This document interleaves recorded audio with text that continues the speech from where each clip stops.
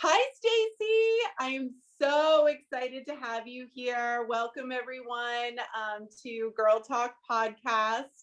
We are Zooming today, and I'm so honored to have not just an amazing colleague, but a dear friend, Stacey. So welcome, welcome. Thank you, thank Thank you. you. Thanks so much. I guess the first step is, how do we know each other? How long have we known each other? It's so funny how I believe that, we had the same goal. I have been a makeup artist for over 30 years. You were an esthetician, and we met together at Greta Cole and Well. Yes, So yeah, exactly. so our foundation is that we were already in the beauty industry, and we were women helping other women. Yeah, absolutely. And that is how it happens, where when you find your tribe and people just click, we could talk for hours about just that subject alone. And that, I think, was over 15 years ago. It could have been Probably. 16 or 17 Oh, years ago. yeah. So Well, yeah. it's Oh, yeah, probably. it's been a while for sure. And we were talking earlier before we started recording about 5-year plan, 10-year plan. And I never thought that I'd be sitting here doing this even a year ago, never mind it being part of the 10-year plan. So it is really amazing how we've pivoted and been nimble, not just during the pandemic, but in our lives through navigating through the beauty industry. And I would love for you to share what is going on in your world with your businesses, and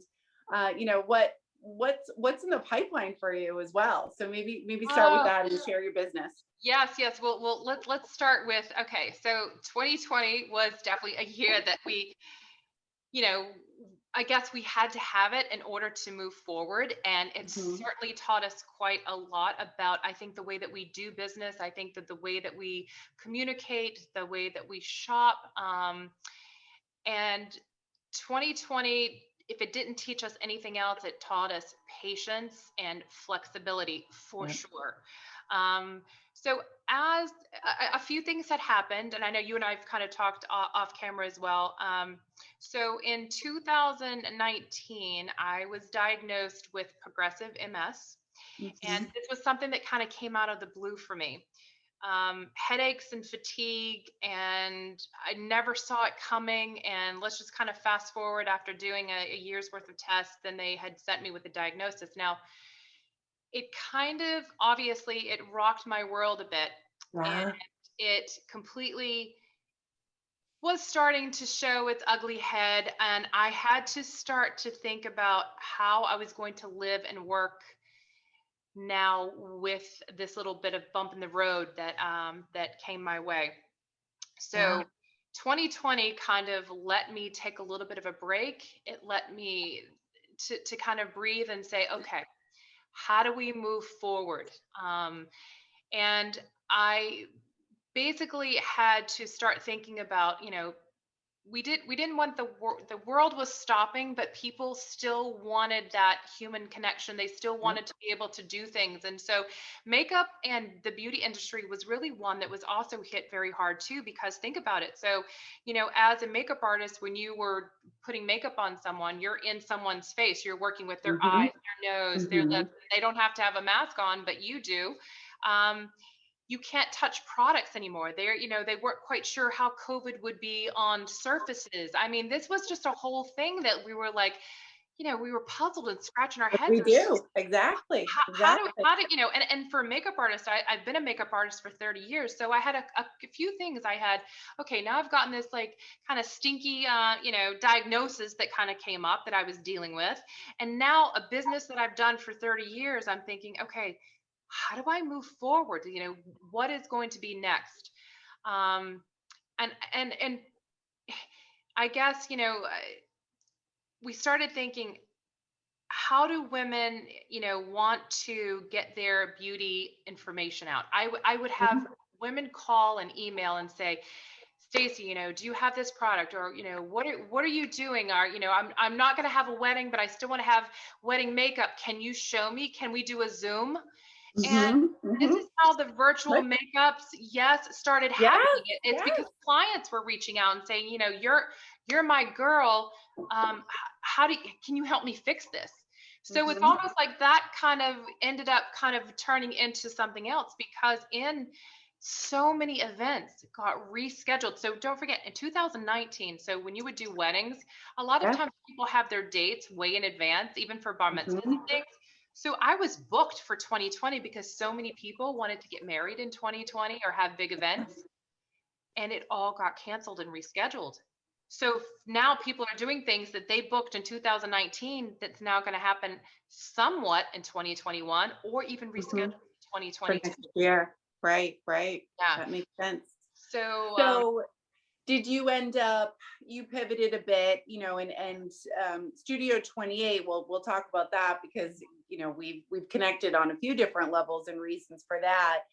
So, instead of giving up, which, I think that a lot of us women didn't want to do, we wanted to still access beauty, to still feel good and look good, even if we were just on a camera or, whatever it might be, that you were able to accommodate and get creative and get flexible. And it's funny because I'm not that tech savvy either. So I had to lean on my yeah, 13-year-old daughter sometimes to absolutely. show me things about Instagram, or, it was really amazing how people came together. And I feel like that is something that when you did, announce your diagnosis, and you also talked a little bit um, afterwards about how you shifted your business a bit to continue to support women. And that is really inspiring to me. And I quote Brene Brown, I guess we may as well,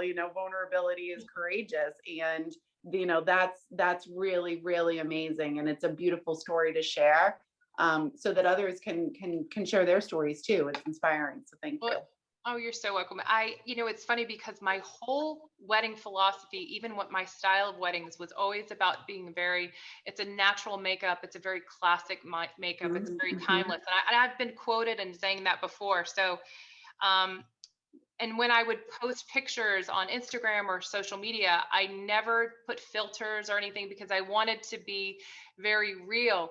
And it's so funny how things come back to you because, now that I have told the world about my Yeah. diagnosis, I'm trying to be just as real, so that people can relate to it. Because I Yeah. think that when you show, you know, perception is everything, and Yes. and everything is not, perfect. But I think when you can show women, okay, hey, look, we've all had something. We might, whether it was COVID related, whether it's a health issue, whether it's something in the family, but you're showing how, you're keeping it real. I think more people can relate to you. And Mm-hmm. I'm, you know, I was scared at first, what to tell people that I had the progressive MS, because I have so many women who love me and I've been with them for so many wonderful events. I didn't want them to, what I didn't want was their sympathy. And I didn't want them to say, Yeah. don't call Stacey. I love her, but don't call her because she's sick. And Right. that Right. honestly was I was afraid of the most. And Mm-hmm. but Mm-hmm. what ended up happening is when I finally got the strength to kind of be real for my outside of my friends and family, immediate family that knew about it. And when I had posted it, and I talked about it, the response was so overwhelming that I actually had to turn my phone off because I was so emotionally um, taken aback by how much support that I got. I must have had 50 voicemails.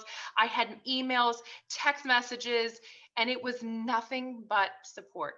And it And was love. Absolutely. yes, yes. And so I responded to everyone. It took me a day. I had to kind of breathe a little bit. I was so thankful. I just had to get my stuff together and respond to everybody and be like, listen, I feel the love through the computer. I do. And I think that actually, to be honest with you, Jaclyn, just gave me the strength, and I just said, you know what? Turning this around, I have to do things a little bit different. I can't do it the way I did before, but I'm not, it's not going to stop me. We're going to move on. Good, It. good. I love that. And that is exactly what you did. And one of the other thing that I thought was so interesting, and we had connected because I remember you kind of shifting a little bit within putting a post out about, doing makeup classes, and Yes. you were and you've even taught at Catherine Hines Institute for, like, when we used to do professional development classes to professionals. So you're no stranger to teaching anyways, and sort of being that leader to then hand someone a makeup brush. And so that is exactly what you chose to do. And I remember seeing your post, and it was about either taking a class one-on-one in person, which was COVID safe, or a virtual. And what did I do? I emailed you and I said, I know this sounds funny. I know I'm a makeup artist in title, I guess. I'm nowhere near you, but my daughter doesn't want to learn from me. Of course. No, they never do. It's they won't learn from their mother, but they would learn from a total stranger. Right. Go And figure. you got it right away because you have daughters, and we'll talk about that too. And how brilliant was it? And my daughter got to go in with Danielle, and truly learn some of those core skills that she was able to just be one-on-one. I remember dropping her off, and she was Yeah. like, bye, Yeah. leave, goodbye. And she learned so much. She got a certificate, she got these beautiful brushes. Like, it was such a beautiful experience, sort of transitioning her into this kid that was sort of playing with makeup to start to really believe in her passion too, and to explore that skill a little bit further. And what a wonderful environment to do that in, and learn from the skill set that all of you have. And obviously you have so many layers, from your weddings to celebrities, to all the styling that you do. And I think that it's important to kind of share that you're still doing all of that, and you have a team, and you've planted the seeds of an amazing legacy and name and reputation for yourself, even before all of this. And that's true authenticity right there. That's true character and integrity, on your part, and all of the seeds that you planted that we're seeing blooming, still. Oh, thank you. Thank you. Again, I think that it's always a leap of faith. I opened my studio in 2011, and I had left a company that I had been with for over 15 years, that I had held every single hat, from product development to training, to national training, to videos, to um, a salary that you could count on with great benefits. But I just felt I was selling myself a little bit short, because I don't know if I was truly happy. So I took that leap of faith and opened up a studio with not one appointment, by the way. Not Hmm. not anything. I didn't even know. And I'm just talk about leap of faith. I No, besides cuckoo, but belief in yourself, you I believed in yourself. I You I knew. jumped in there and I said, you know what? I'm gonna open up a makeup studio, and I'm gonna take it from there. And I didn't even really have like a plan. But thank goodness I just did what I did, and just started doing more makeups, and then just one thing kind of led to the other. And I've met so many women along the way that, and Gretchen, who you and I worked together with, Yes. she's another powerhouse who has always, been my muse. She's always been encouraging, and she was so excited when I opened, and would send me clients, Awesome. and just to get started. It was just, again, it's what we did. We were in the business to help and empower women, and Yep. that's what we did. Yeah, that's beautiful. Yeah, it's a very good story. And I guess, that the reason that I bring that up is because sometimes I'm not quite sure if all my ideas are going to stick, but if you don't try, you won't know.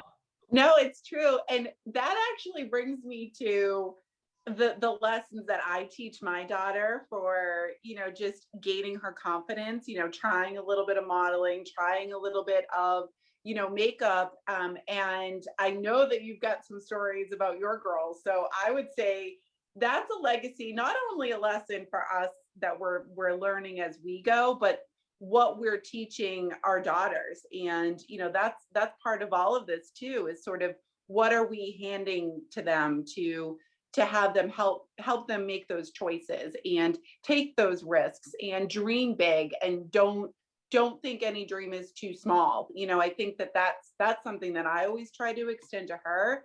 So maybe share a little bit about your daughters, your Oh, gorgeous daughters. oh, you're so sweet. Thank you. And so is your daughter. I think for for my daughters, I always I think opportunity is the key. I always let them like what like if one of my daughters at 6 years old wanted to wear blue eyeshadow to the grocery store, I didn't tell her don't do Yeah. that.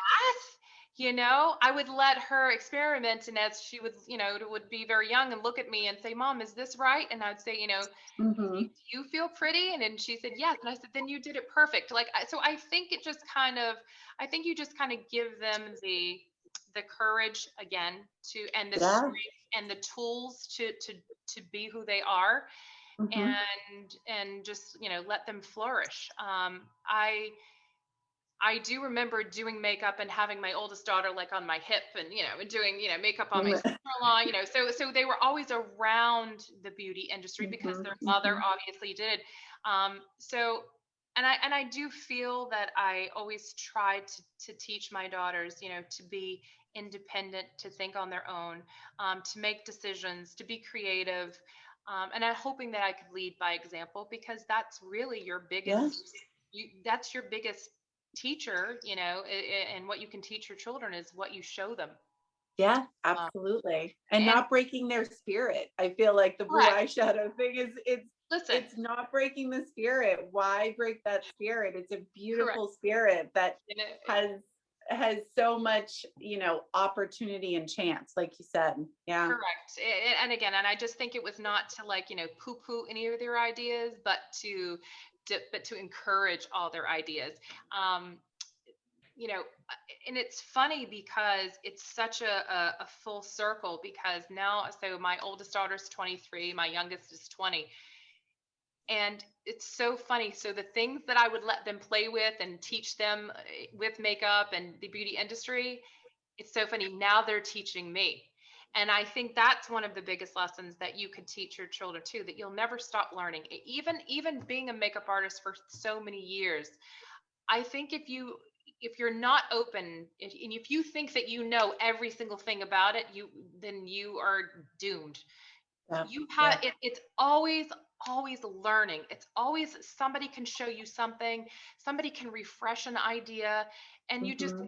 you always learn. And I think when you do that, I think you're better at your craft. I Yeah. really do.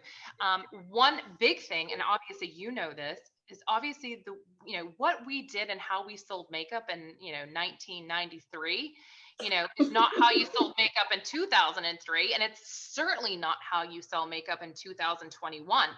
So, No. you know, so the younger generation, my daughter is being included. Social media is Yeah. huge, and that's something that I learned from them, that they teach Hmm. me, that I can bring into my work. And so, anyway, it's just we're constantly learning and evolving.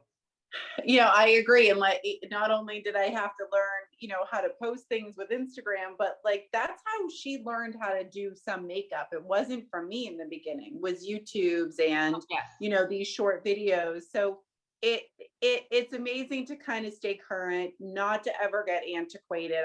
That's one of my biggest fears. Yes. So it's good that we have our girls to keep us young and, sort of on our feet in that way. And to show us some of those trends as we are all evolving organically. And I appreciate you being on and sharing some of your story as well. Thank you so much. Oh, thank you so much um for having me. Absolutely. And I think that it's really, I would highly recommend, and I do to moms, I do to any bride that ever asks me is there, what makeup artist should I go to? I certainly always share. So for those that are just listening, can you just share your business information and how they can find you and follow you? Because Yeah. you Oh, have that's beautiful content too, of course. I've always Oh, thank followed. you. Thank you so much. Yes. And so you can reach me at www.staceyfrasca.com. That's my website. And then if you just type in Stacey Frasca on Instagram, I will come right up. I will also leave my cell number because I have my cell phone on 24/7. You can send a text, you can call 781 I have an amazing team of women for beauty. My studio is Studio 28 in Wellesley. We can do anything for makeup that you need. We have an incredible team, including hair too. So it's really great for styling. Lessons, you name it, and anything that you Awesome. need makeup for, we can do. That is amazing. That is Yeah, amazing. Highly, highly recommend it. yeah. Well, thank you, thank you, thank you. And, be well, of course, sending you big, big hugs Thank you, my love. virtually. You too. And I'm so grateful that we made this time today. Thank Me you. too. Thanks for having me. Bye. Absolutely. Mwah. Bye.